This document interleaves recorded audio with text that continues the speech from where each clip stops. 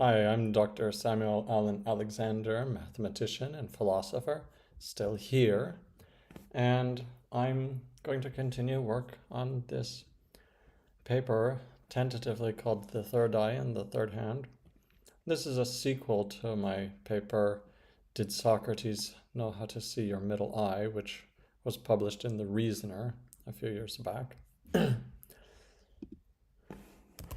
Let's see, we should have an abstract, although I'm not going to populate the abstract initially. Generally, the abstract is always one of the very last things to be written, because you don't actually know what's going to be in the paper until you've finished writing the paper.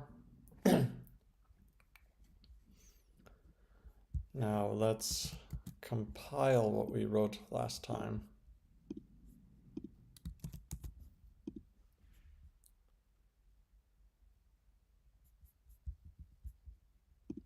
Okay, the abstract should go after the make title.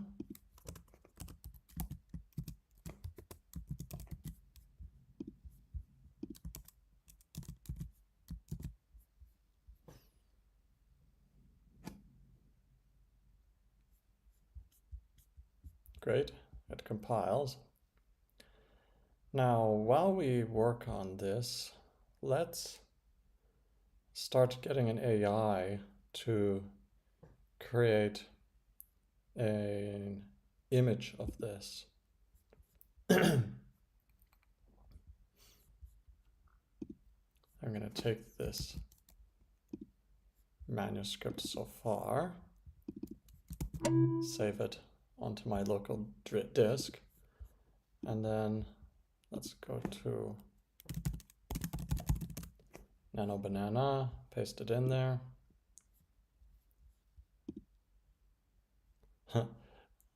It's showing me a German version of Nano Banana because I'm in Graz right now. That's funny. Create an illustration of the phenomenon described in the attached PDF.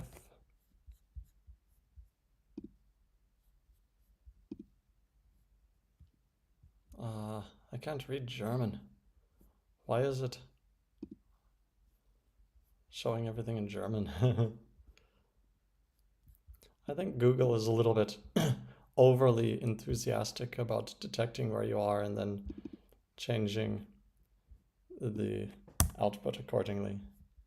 Okay, now, while that's going on, let's continue writing. So far we wrote, hold your two hands in front of you with one palm facing away and one palm facing toward you. Thus each thumb will be on the same side of its respective hand, so that the two thumbs have the same shape, so that the two hands have the same shape. Adjust the angles of the hands as necessary so that, ignoring the features such as fingernails or palm prints, the two hands appear to be horizontal translations of each other. Cross your eyes and you will see double, thus you will see four hands. Cross them more and the two middle hands appear to move closer to each other. Cross your eyes to a very extreme degree and the two middle hands pass through each other, exchanging places. But cross your eyes to just exactly the right degree and the two middle hands perfectly overlap, becoming one single hand, making the total number of hands 3. This is what we call the third hand, and we will argue that it is a phenomenon closely related to a passage from Plato's Alcibiades, or how should that be pronounced? Somebody left a comment on the video yesterday.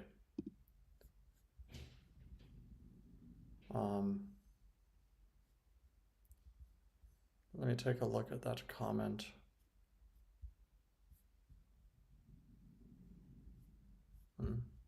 Need to refresh this.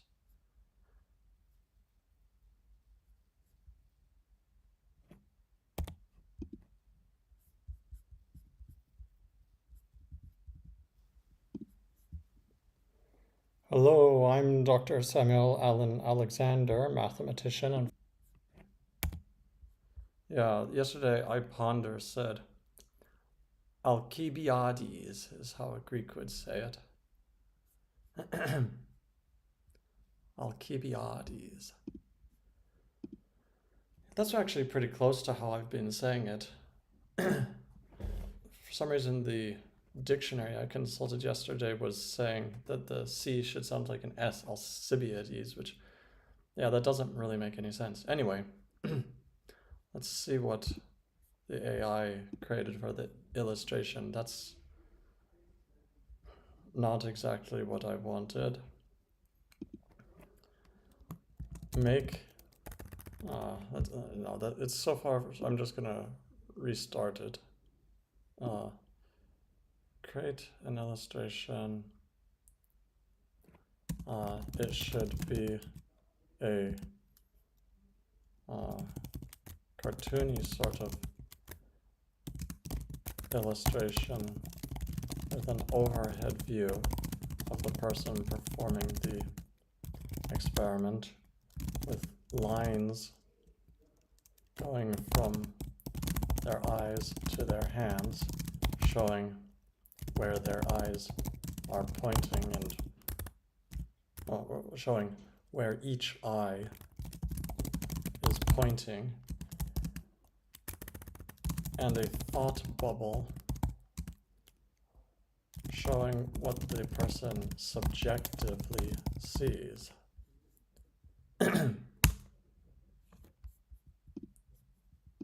All right, now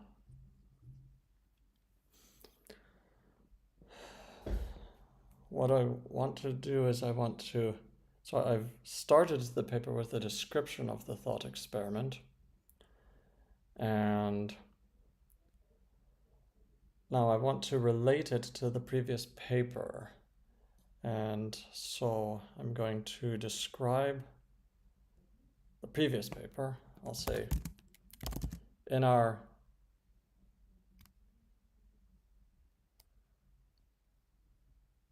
earlier paper,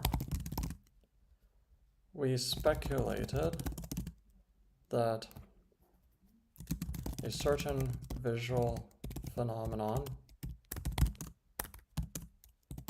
first described. Now I'm going to have to cite our previous paper, so I put some ellipses there to remind myself I need a reference there.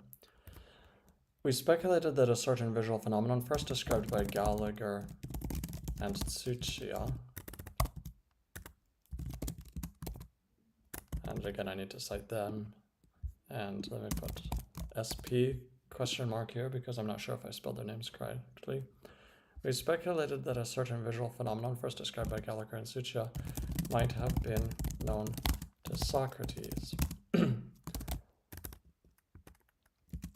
This speculation was based on a hyperliteral reading of a passage from Plato's Alcibiades.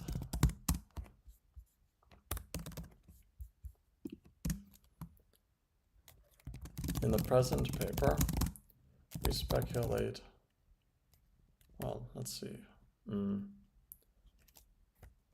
The phenomenon in the above paragraph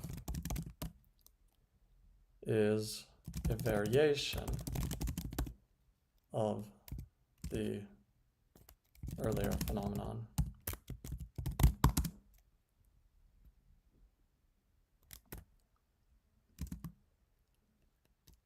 It arises if we vary Socrates' words slightly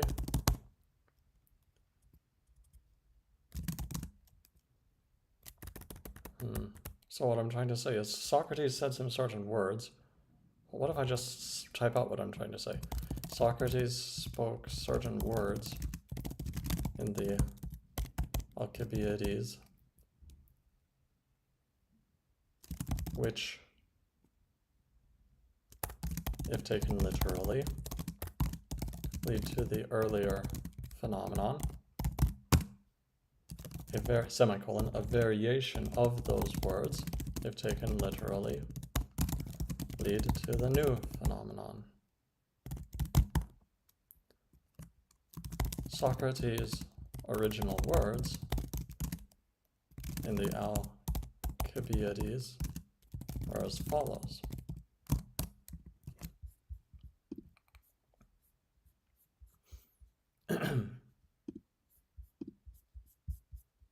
I'll just copy paste these from my earlier paper.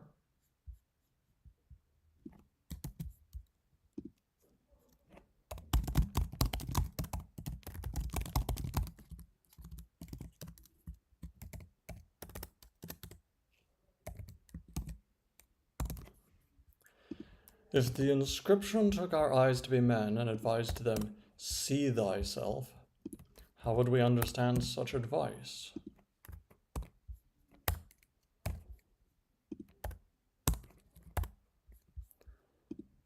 I'll put in brackets here that Socrates is talking about the Delphic inscription, which actually says, know thyself.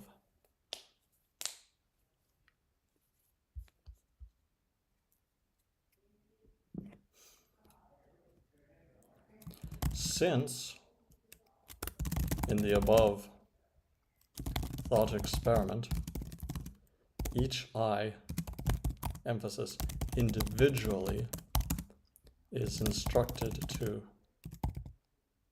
see itself, singular, a pedantic literal reading would have the reader, a pedantic literal reading would have the, shall I say, reader gaze into a mirror, as in figure 2. Now I call it figure 2 because we're going to have a figure 1 up above, which is the new phenomenon. Figure 2, we could just copy and paste it from this earlier paper.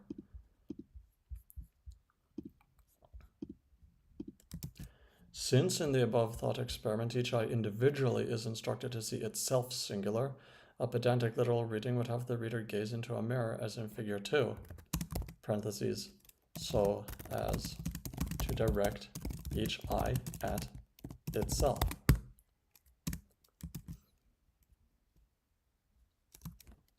Now, okay, this paragraph's getting kind of long.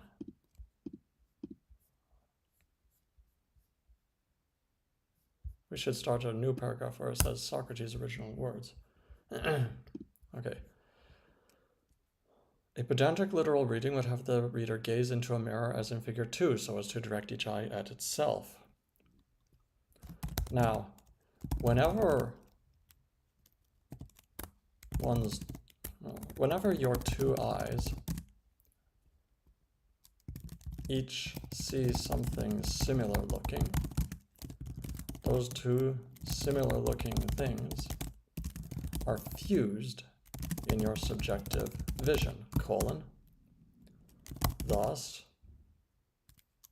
gazing through binoculars, you perceive, emphasis, one aperture, not emphasis, two. So when each eye sees itself,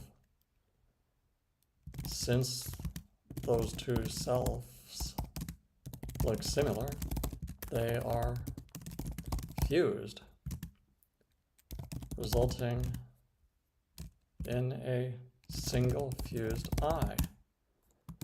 Depending on how far you are from the mirror, you thus see either a cyclops or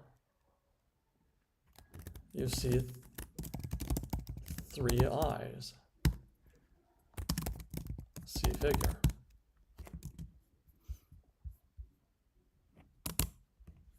Let's take a look at how Nano Banana is doing. Okay, this is better. It's funny that it puts the hands sideways like that. That's very difficult to do, but the phenomenon does work that way. It's significantly harder. It kind of hurts your wrist. I don't recommend it. Okay, rearrange the figure so that the hands are vertical with the thumbs, or with the fingers pointing upward and the thumbs pointing rightward.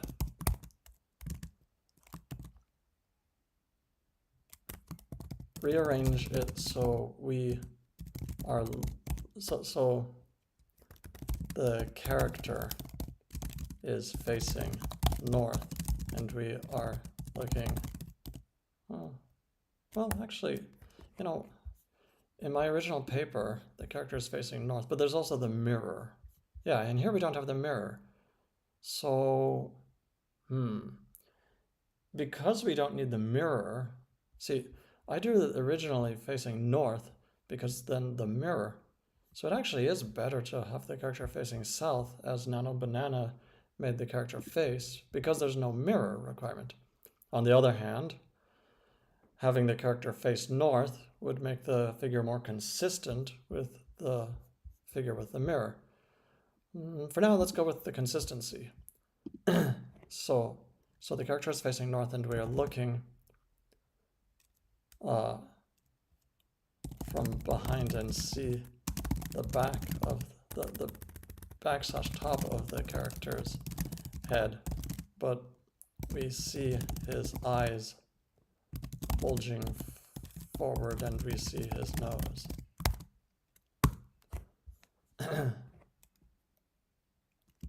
Also, in the thought bubble, one of the two hands needs to be showing its palm and the other needs to be showing the back of the hand, so that both thumbs are facing the same way. The middle hand should have both palm and fingernails / knuckles / finger knuckles / etc. It is a fusion of the front of one hand and the back of the other hand. Okay, instruct the AI as such. Now let's continue writing this paper.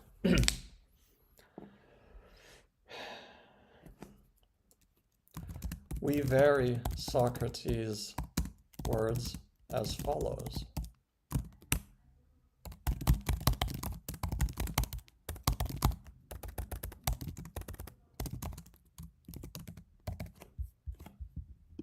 So Socrates' original words were, if the Delphic inscription took our eyes to be men and advised them, see thyself, how would we understand such advice?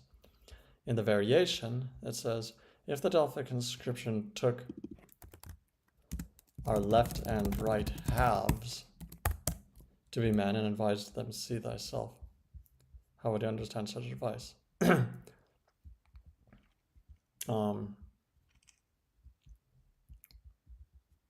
Let's underline that our left and right halves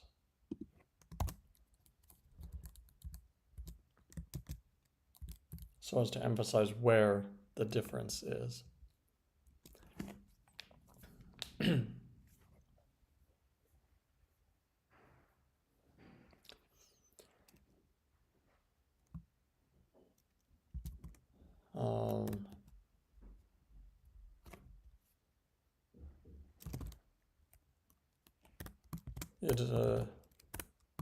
In order for the key to the original eye-based, the key to the original third eye visual phenomenon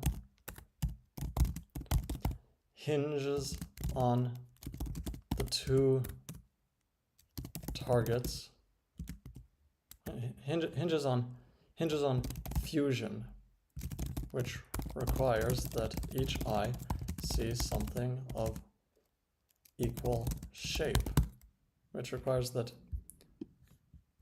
the two eyes see things equally shaped.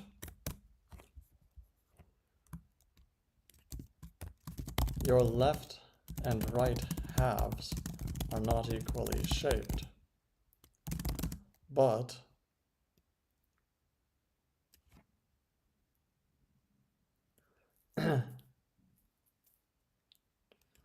your two hands are equally shaped if held forward in the correct way. And they serve as proxies which enable one to follow the varied instructions of Socrates and achieve fusion. Let's see how the AI is doing. Look at those bulging eyes. I love that. It still didn't get the hands quite right. It's getting better. Okay.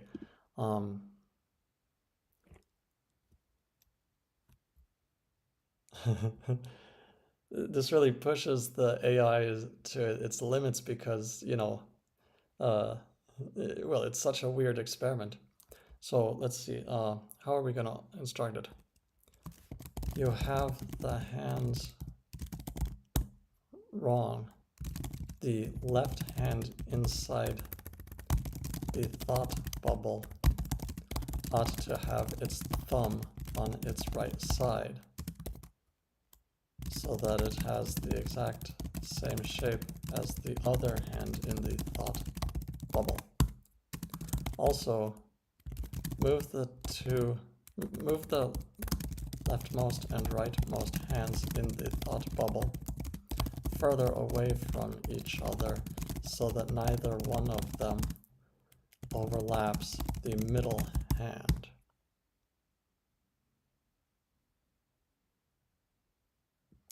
Also, get rid of the middle blue arrow. Also, the other two arrows need to be crossed. The person's left eye should look at his right hand, and his right eye should look at his left hand. Okay, let's see how the AI handles that.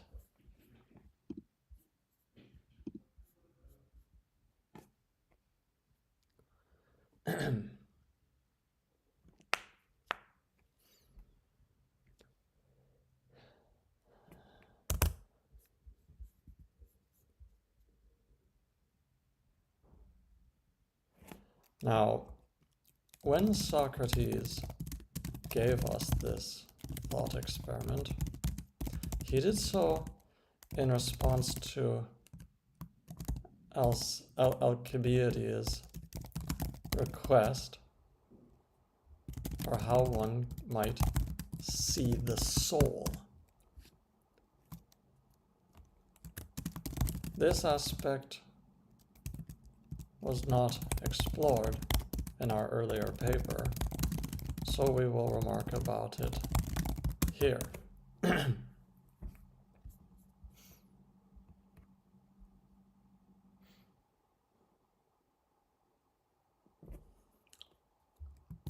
When one gazes at one's third eye in the mirror, or at one's colleague's third eye,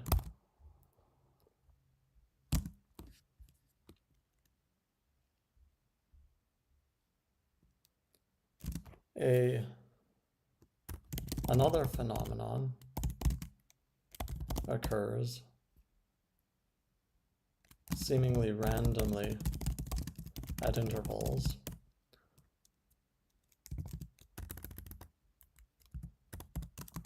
This is a phenomenon called rivalry, which was one of the primary topics in Gallagher and Tsuchiya's paper.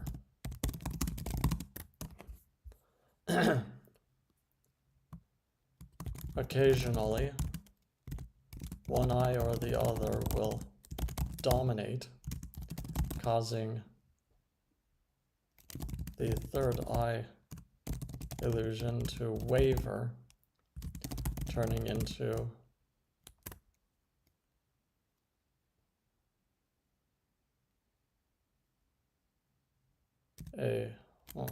to waver.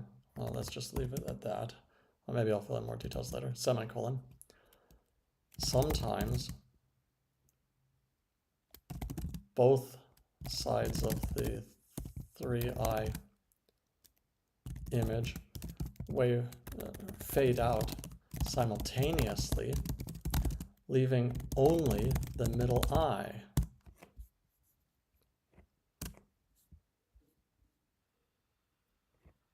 I suppose I should illustrate that, so I'll say see figure 3. It is illustrated, I believe, in Gallagher and Tsuchiya's paper. Let's look how our AI is doing. Ah, it's getting better now. It really doesn't want to flip that leftmost hand. It flipped the actual hands. Oh, no, the actual hands were wrong previously. Okay, so let's instruct this to change. Okay, make the character's left hand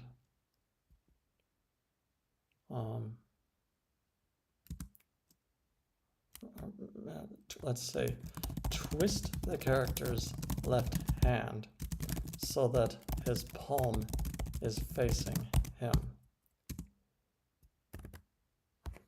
Left hand so that his palm is facing him. Also,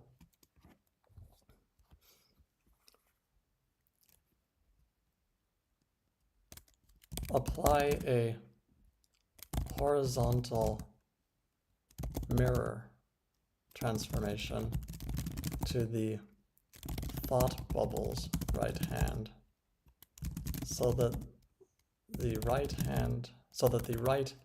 thumb inside the thought bubble is pointing left.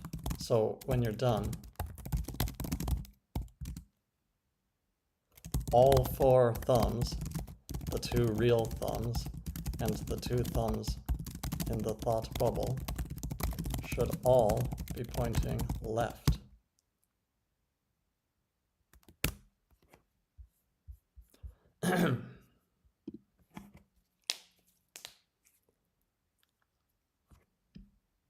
Okay, now what I'm trying to describe here in this paragraph is very subtle, which is why this is philosophical research, not mathematical research. Socrates is explaining to us how we can get a glimpse of the soul. And we do this by gazing literally into the eyes of the person whose soul we wish to glimpse. And, you know, it's funny that we have this set expression to look into someone's eyes. We use that all the time. Like, I was with my girlfriend and we were looking in each other's eyes and it was so romantic. And yet, we never actually literally mean it. Because if you actually literally look into someone's eyes, plural, then you will see their third eye, which is not what is typically meant when you say, I was gazing into my wife's eyes. Anyways, so Socrates instructs us to gaze into the eyes, plural, of the person whose soul we wish to glimpse. And when we do so, we see the third eye illusion, first reported by Gallagher and Tsuchiya. And if we hold that gaze for a while, then this phenomenon called rivalry occurs occasionally. And when, let's see, so occasionally one eye or the other will dominate, causing the third eye illusion to waver. Sometimes both sides of the 3-eye image fade out. Let's replace the word waver with fade. Sometimes both sides of the 3-eye image fade out simultaneously, leaving only the middle eye. Let's make the word only be emphatic. Leaving only the middle eye.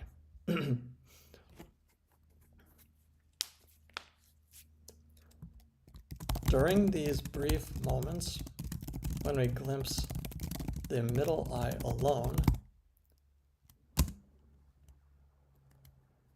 in some sense, we get a glimpse of how the other person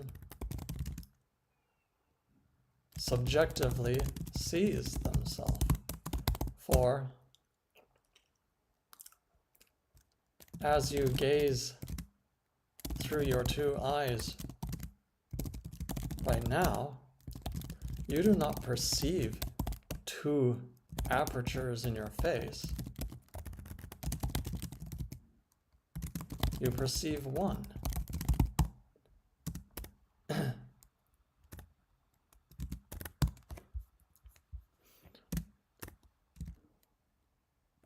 That is subjectively how you perceive yourself.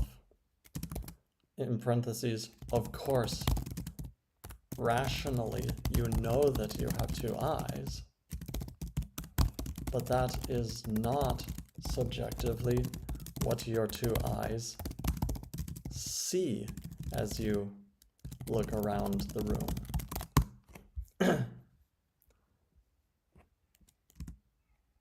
Subjectively, you look out through just 1 aperture. Maybe I should mention that if you wear reading glasses, let's just say if you wear glasses, if you happen to wear glasses, you subjectively only see 1 frame of those glasses floating around the peripheral of your vision. Parentheses, even though rationally you know there are 2 frames. Let's look and see how our AI is doing. Why did it stop?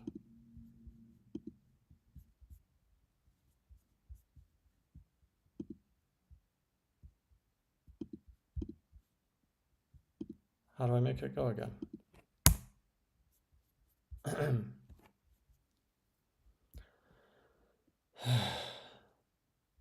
Let's start a new chat.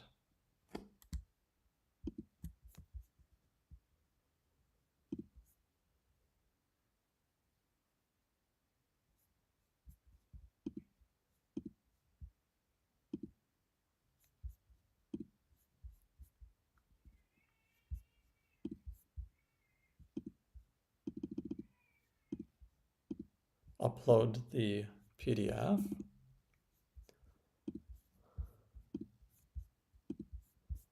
Okay, we're going to say, create an illustration of the phenomenon described in the attached PDF.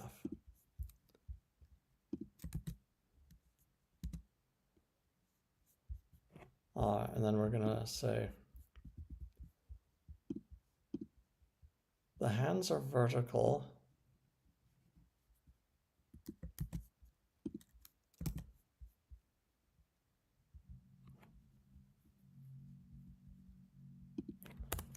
The hands are vertical with the fingers pointing upward and the thumbs pointing rightward.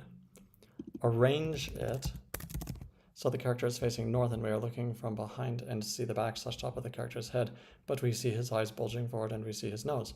Also in the thought bubble, one of the 2 hands needs to be showing its palm and the other needs to be showing the back of the hand so that both thumbs are facing, let's say, rightward. The middle hand should have both palm and fingernails, etc. So there are a total of 4 hands, 2 real hands, and 2 hands in the thought bubble. And all 4, and all 4 thumbs should be facing right. The 2 left hands, the real left hand,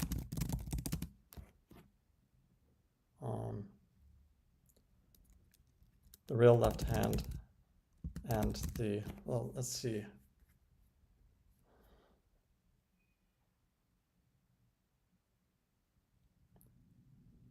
Yeah, the real left hand and the thought bubble left hand should have the back of the hand visible to us. The 2 right hands, parentheses, the real right hand and the thought bubble right hand should have the palms visible to us. The character's left eye should be gazing at his real right hand, and his right eye should be gazing at his real left hand. Okay, let's give it these instructions and see what we get. Now back to the text. If you happen to wear glasses, you subjectively only see 1 frame of those glasses floating around the peripheral of your vision, even though rationally you know there are 2 frames. So in some sense, when the left and right eyes fade, parentheses, through rivalry, and only the middle eye remains, you do get a glimpse of the person's soul, or at least a glimpse of the person as they subjectively perceive themselves.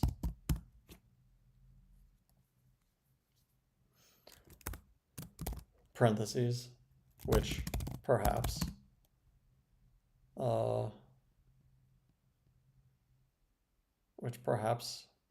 is a good illustration of their soul.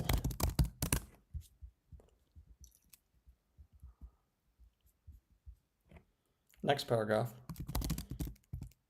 But the soul has 2 aspects.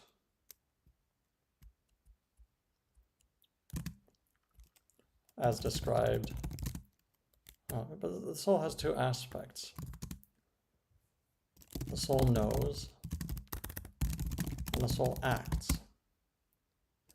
These 2 facets of the soul have been recognized at least as far back as Plato's Philebus,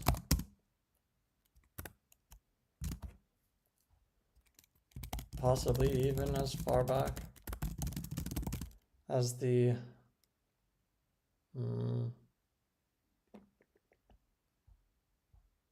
what do you call that book?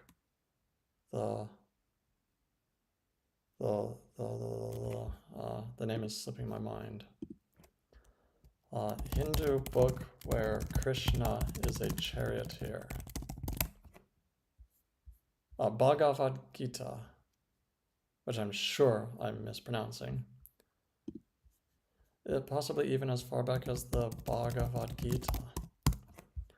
Actually, I'm not sure which came first, the Bhagavad Gita or the Philebus. I assume the Bhagavad Gita came first.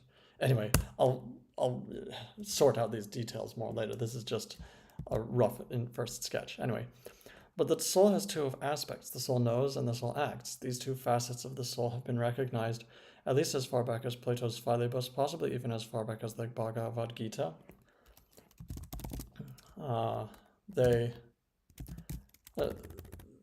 The discussion of the 2 aspects of the soul has pervaded philosophy all through the ages. Here we should give some representative quotes, perhaps, to illustrate this point. It continues to be relevant today.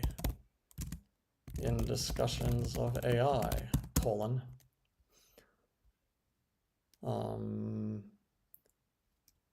Schools of AI based on reinforcement learning see agents as, let's see, schools of AI based on reinforcement learning would have us think we are nothing but actors, semicolon. Schools of AI based on modal operators would have us think we are nothing but knowers. Of course, the truth is that we both know and act. We have both facets. Our souls include both facets.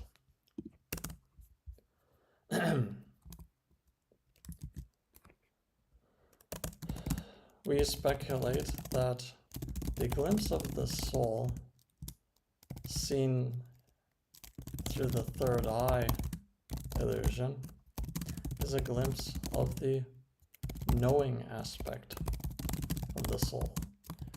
We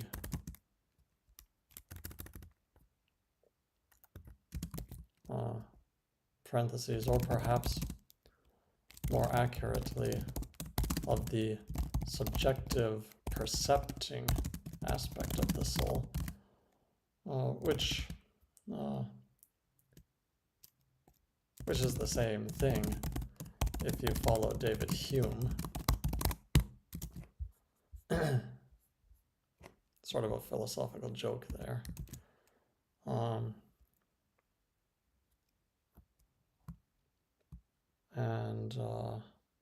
Dually, we speculate that the third hand illusion is a glimpse of the acting aspect of the soul.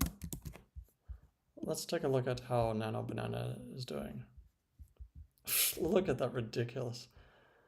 Okay, this is... It still didn't get even the thought bubble correct.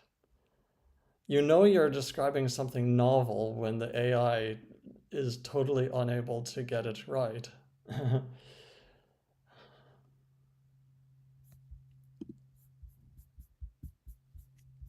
Now, why? Let's go back to the previous one. Why does it not allow me to edit these?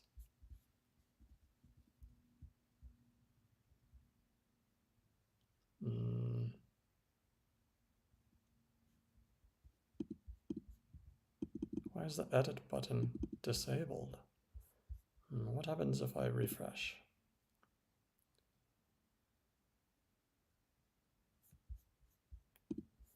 Meanwhile, over here, no, that character, we are looking at his profile. I want to look at the back/top of his head instead. He should be facing north, i.e. facing the same direction I am. His hands should be in front of him. Inside the thought bubble,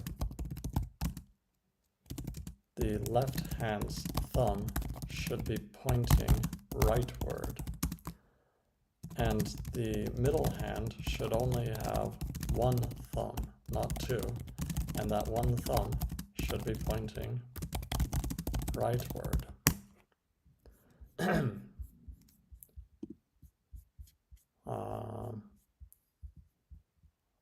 Okay, at least when I refreshed, let's try.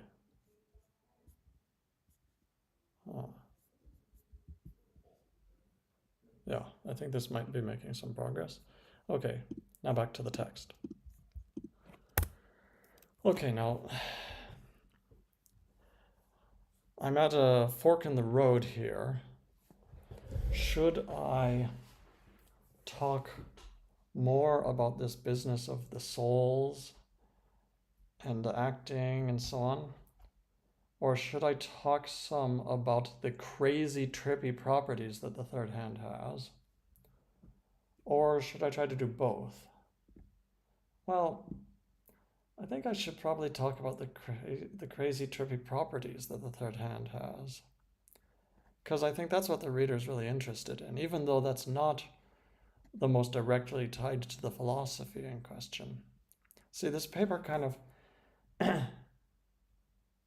Who's the intended audience for this paper? The intended audience for this paper is people who love trippy, paradox sort of optical illusions, and people who love hacking reality. And the Socrates business has always just been kind of a vessel to get that trippy illusion stuff past the academic gatekeepers. You know, the academic gatekeepers, if you just told them about the illusion in isolation, they'd say, oh, this is not serious enough. This is not worth publishing because it's too playful and fun and there's not enough serious stuff in it.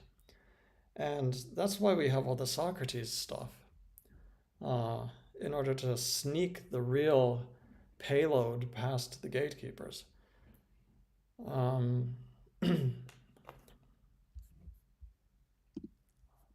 Let's take a look at how the AI is doing. Good grief. It's hell bent on not having those thumbs correct.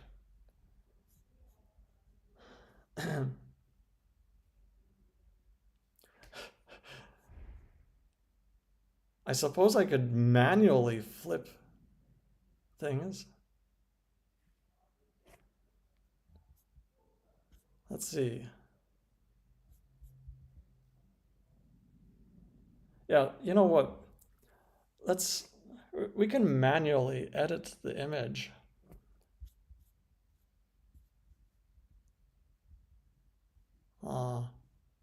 So straighten those fingers on the guy's left hand and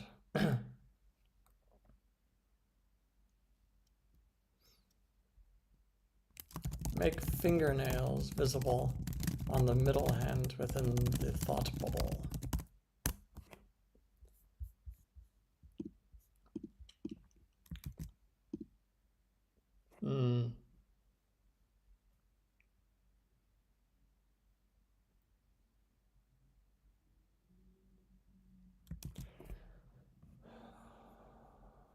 Let's stop here for now. Git commit am continue writing the paper. I think I'll stop here for the day.